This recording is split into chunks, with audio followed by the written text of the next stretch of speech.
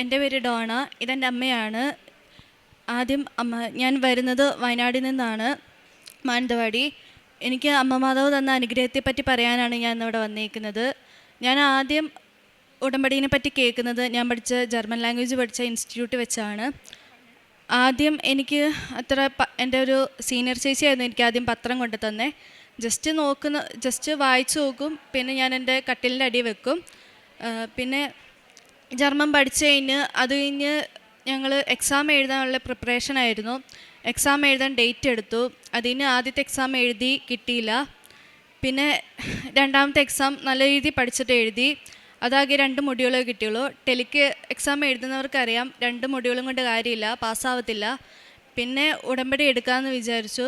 ആദ്യമായിട്ട് ഉടമ്പടി എടുക്കുന്നത് 2025-ലാണ്. ഉടമ്പടി എടുത്ത് പ്രാർത്ഥിച്ച് 2 ഡേറ്റ് എടുത്തു. ഒന്ന് ചെന്നൈയിലും ഒന്ന് കൊച്ചിയിലും ഞാൻ ഡേറ്റ് എടുത്തു. ചെന്നൈ പോയപ്പോൾ ഞങ്ങൾക്ക് അവിടുത്തെ ലാംഗ്വേജ് ഒന്നും അറിയില്ലായിരുന്നു. ലാംഗ്വേജ് അറിയാത്തതുകൊണ്ട് ഞങ്ങൾക്ക് ട്രെയിനിൽ വെച്ച് ഒരു അച്ഛനെ പരിചയപ്പെട്ടു. അച്ഛൻ ഞങ്ങളുടെ എല്ലാ കാര്യത്തിനും ഞങ്ങളുടെ കൂടെ തന്നെ ഉണ്ടായിരുന്നു. അത് അമ്മ മാതാവ് കാണിച്ചെന്ന ഒരു അടയാളമെന്ന് വിചാരിക്കുന്നു. എന്നിട്ട് അവിടെ ചെന്ന് ഞങ്ങൾ എക്സാം എഴുതി. എനിക്ക് സ്പീക്കിംഗ് എന്ന് പറയുന്നത് എനിക്ക് ഏറ്റവും ടഫുള്ള ഒരു മൊഡ്യൂളാണ്. അത് എനിക്ക് ഭയങ്കര പാടായിരുന്നു. പിന്നെ ഇങ്ങനെ ആൾക്കാരൊക്കെ ഫേസ് ചെയ്യാന്ന് പറയുന്നത് എനിക്ക് ഭയങ്കര പേടിയുള്ള കാര്യമായിരുന്നു. പിന്നെ അത് കഴിഞ്ഞ് എക്സാമിൽ എഴുതി കഴിഞ്ഞ് പിന്നെ 2 അടുപ്പിച്ച് തന്നെയായിരുന്നു അടുത്ത എക്സാമുള്ള ഡേറ്റും എടുത്തത്, കൊച്ചിയിൽ. അതും എടുത്ത് കൊച്ചിയിൽ എക്സാം എഴുതി. ഇതിൻ്റെ റിസൾട്ട് 2ഉം ഒരു ദിവസമായിരുന്നു.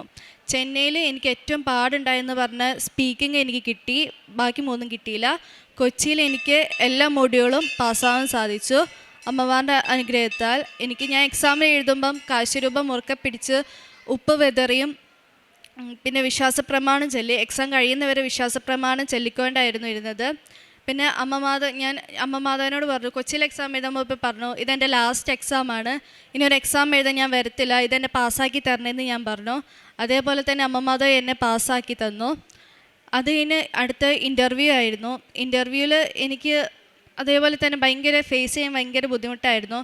പിന്നെ എനിക്ക് ആദ്യമായിട്ടായിരുന്നു ഞാനിങ്ങനെ ഇൻ്റർവ്യൂ ഒക്കെ ചെയ്യുന്നത്. അപ്പം എനിക്ക് ഭയങ്കര പേടിയും എല്ലാമായിരുന്നു. ഞാൻ കാശുരൂപം മുറുക്കെ പിടിച്ച് വിശ്വാസപ്രമാണം ചൊല്ലിക്കൊണ്ട് തന്നെ ഇരുന്നു. എനിക്ക് നല്ല രീതിയിൽ എനിക്ക് പെർഫോം ചെയ്യാൻ സാധിച്ചു. അതുപോലെ എനിക്ക് ഇൻ്റർവ്യൂ പാസ്സാവാനും സാധിച്ചു. അത് കഴിഞ്ഞ് പിന്നെ വിസയ്ക്ക് വെച്ചപ്പോഴും ഒരു തടസ്സവും കൂടാതെ അമ്മ മാതാവ് എനിക്ക് സാധിച്ചു തന്നു. പിന്നെ എനിക്ക് ഇപ്പം വിസയ്ക്ക് ഒരു തടസ്സം കൂടാതെ എല്ലാം സാധിച്ച് എനിക്ക് വിസ കിട്ടി. ഒക്ടോബർ 1st വീക്കിൽ എനിക്ക് ജർമ്മനിക്ക് പോകാൻ സാധിക്കും. ഇത്രയും അനുഗ്രഹം തന്ന അമ്മ മാതാവിനും ഈശോയ്ക്കും 1000 നന്ദി. എനിക്ക് ആത്മീയ ജീവിതത്തിൽ നമ്മൾ രാവിലത്തെ 5:30 പ്രത്യക്ഷത്തിന് പ്രാർത്ഥന ചെല്ലുമ്പം എനിക്ക് തിരിയിൽ അമ്മ മാതാവിൻ്റെ ഒരു അടയാളമായിട്ട് അമ്മ മാതാവിൻ്റെ ഹാർട്ട് എനിക്ക് തെളിഞ്ഞു കാണാൻ സാധിച്ചു. പിന്നെ എക്സാമിന് പോകുമ്പം ഞാൻ അമ്മ മാതാവിനോട് പറഞ്ഞു, ഒരു കളറിൽ എനിക്ക് അമ്മ മാതാവ് അവിടെ പ്രത്യക്ഷപ്പെടണമെന്ന് പറഞ്ഞു. എനിക്കൊരു ബ്ലൂ കളറിൽ എനിക്ക് അമ്മ മാതാവിനെ അവിടെ കാണാൻ സാധിച്ചു. സുഗന്ധാഭിഷേകമായിട്ട് എനിക്ക് മുല്ലപ്പൂവിൻ്റെ മണം വന്നായിരുന്നു എക്സാമിനിരിക്കുമ്പം. പിന്നെ ഞാൻ പ്രേക്ഷിത പ്രവർത്തനമായിട്ട് പത്രം കൊടുക്കുമായിരുന്നു. പത്രത്തിൽ തൈലം തേച്ച് കുരിശ് വരച്ചായിരുന്നു വിശ്വാസപ്രമാണം ചൊല്ലിക്കൊണ്ടായിരുന്നു ഞാൻ കൊടുത്തുകൊണ്ടിരുന്നത്. ഓട്ടോ സ്റ്റാൻഡുകളിലും ബസ് സ്റ്റാൻഡുകളിലൊക്കെ ഞാൻ കൊടുക്കുമായിരുന്നു. പിന്നെ അച്ഛൻ്റെ ഇവിടുത്തെ ധ്യാനം, ചൊവ്വാഴ്ചകളെ ധ്യാനം മുടങ്ങാണ്ട് എല്ലാ ദിവസവും കാണുമായിരുന്നു. അതെല്ലാവർക്കും ഷെയർ ചെയ്യുകയും സ്റ്റാറ്റസ് ഇടുകയും ചെയ്യുമായിരുന്നു.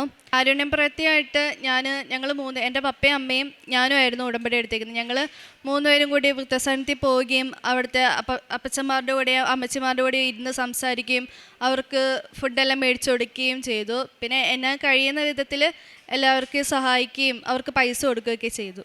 ഞങ്ങൾക്കും ഞങ്ങളുടെ കുടുംബത്തിലെ എല്ലാ അനുഗ്രഹങ്ങളും സാധിച്ചു തന്ന പരിശുദ്ധ അമ്മയ്ക്കും ഈശോയ്ക്കും 1000 നന്ദി പറഞ്ഞുകൊണ്ട് ഈ സാക്ഷ്യം ഇവിടെ സമർപ്പിക്കുന്നു. വിലാപങ്ങളുടെ പുസ്തകം 3-ാം അധ്യായം 22-23 തിരുവചനങ്ങൾ. കർത്താവിൻ്റെ സ്നേഹം ഒരിക്കലും അസ്തമിക്കുന്നില്ല, അവിടുത്തെ കാരുണ്യം അവസാനിക്കുന്നില്ല. ഓരോ പ്രഭാതത്തിലും അത് പുതിയതാണ്, അവിടുത്തെ വിശ്വസ്തത ഉന്നതമാണ്.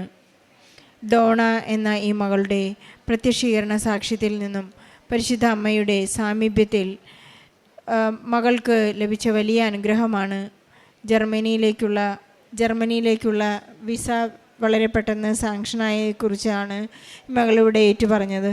ഓരോ സമയത്തും മകൾക്കുണ്ടായിരുന്ന സ്ട്രെസ്സും ടെൻഷനുമെല്ലാം നേർച്ച വസ്തുക്കൾ കൈപിടിച്ചുകൊണ്ട് നേർച്ച വസ്തുക്കളുടെ വിശ്വാസ പ്രമാണം ചൊല്ലിക്കൊണ്ടുള്ള ഒരു വലിയ വിശ്വാസ പ്രഖ്യാപനത്തോടെ മകൾ പരീക്ഷകളിലും അതുപോലെ തന്നെ ഇൻ്റർവ്യൂവിലെല്ലാം അറ്റൻഡ് ചെയ്തപ്പോൾ പരിശുദ്ധ അമ്മയുടെ ആ മാധ്യസ്ഥത്തിലൂടെ വളരെ ധൈര്യത്തോടുകൂടി അതിനെയെല്ലാം ഫേസ് ചെയ്യാൻ സാധിച്ചു.